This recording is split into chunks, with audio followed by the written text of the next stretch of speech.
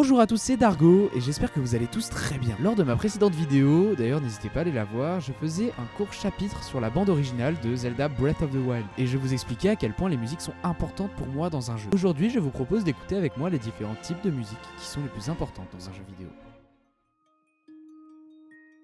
Souvent, ce sont celles que l'on entend en premier lorsque l'on lance un jeu. Par la même occasion, l'une de celles qui marque le plus les joueurs et qui fait reconnaître le jeu parmi des milliers. Cette musique nous met bien souvent dans l'ambiance générale du jeu. S'il est sombre, ensoleillé, triste, bien épique, c'est LA musique qui définit le jeu. Pour illustrer tout ça, on peut par exemple citer Dovahkiin qui nous met directement dans le ton général de Skyrim.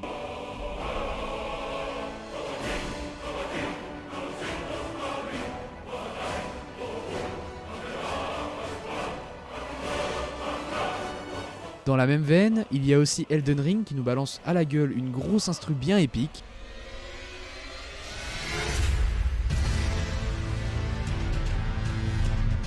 On peut trouver un autre exemple parmi des milliers en restant dans les jeux d'aventure avec l'écran titre de Zelda Wind Waker qui nous plonge directement dans son univers joyeux et ensoleillé.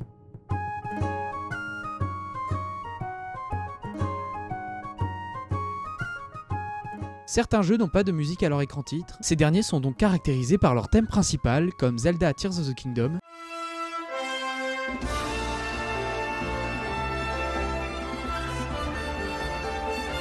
ou encore Shadows of Tomb Raider,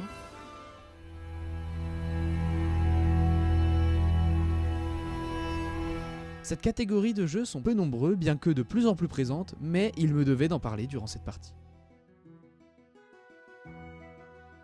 Maintenant, on peut rentrer dans ce qu'on peut entendre à l'intérieur d'un jeu et je trouvais bon de commencer par là. Lorsque je parle des lieux-dits, c'est pour faire référence à tout ce qui est ville, village et autres coins spécifiques d'un monde qui ont leur musique unique. Quand j'ai écrit cette partie, c'est les musiques de Pokémon qui me sont venues en tête et surtout les opus de la 5ème génération avec des musiques telles que Pavonnet qui est littéralement une ode à l'exploration.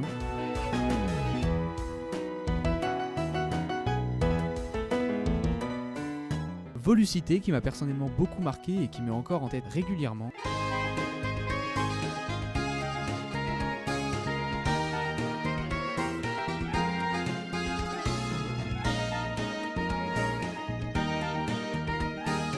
Et enfin, la tour des cieux de Parsemi qui me faisait ressentir beaucoup d'émotions en plus de l'histoire autour de cette tour qui est, je vous rappelle, un cimetière Pokémon. En vrai de vrai, presque tous les jeux ont des musiques à leur lieu-dit et elles sont régulièrement marquantes et à raison. Il est très important pour un joueur de pouvoir associer un lieu à un air musical. Ces musiques font partie de celles qui créent la nostalgie. Perso, je me relance régulièrement un Pokémon au hasard de ma collection juste pour frissonner avec les superbes OST de ces derniers. Désolé de n'avoir cité que Pokémon comme exemple, mais ce sont ces jeux qui m'ont impacté le plus durant mon enfance, mais j'aurais pu en citer bien d'autres.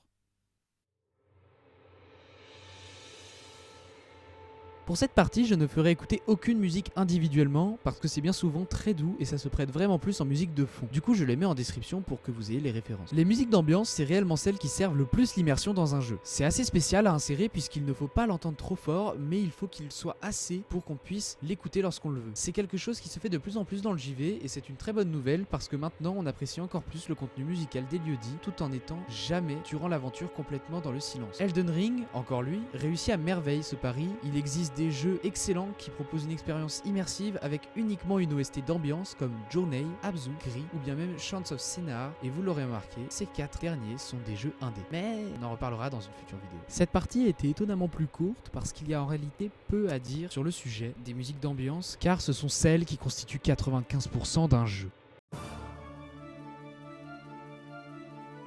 Ah, les combats. À la base, je voulais faire cette partie uniquement sur les boss, mais c'était en oubliant tous les petits combats insignifiants qui ont souvent leur propre bande-son. Bien souvent, les combats utilisent des musiques plus ou moins rythmées avec leurs difficultés. Ce phénomène est audible dans Cyberpunk 2077 avec des OST qui bombardent de rythme et ajoutent même un côté stressant.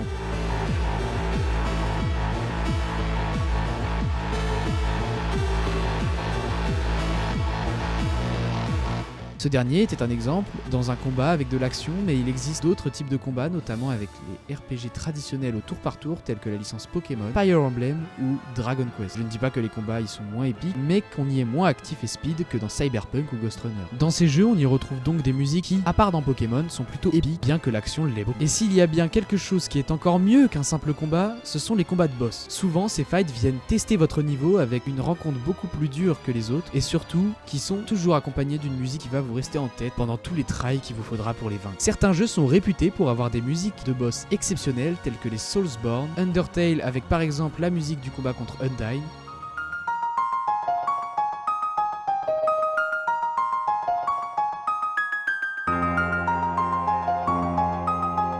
aussi Hollow Knight dont l'une des musiques est en fond, ou bien même Hades avec sa difficulté atroce mais sa bande son grandiose.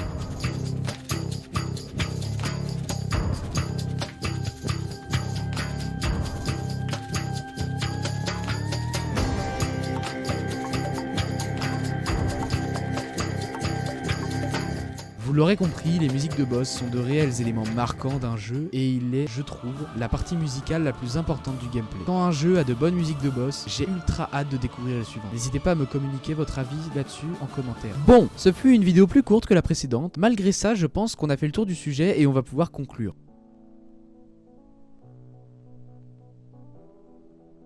Après avoir vu tous ces points, je pense avoir réussi à vous transmettre la raison pourquoi la musique est si importante dans un jeu vidéo. Elle conduit littéralement une œuvre tout entière et cela permet une expérience qui peut n'être qu'enrichie. C'est l'une des facettes d'un jeu que tout le monde sait qu'elle existe, mais en réalité on n'y prête attention que lorsqu'on est au courant de ces infos. J'espère que grâce à moi et cette vidéo, vous prêterez désormais plus attention aux musiques d'une œuvre. C'était Dargo et en attendant la prochaine, portez-vous bien.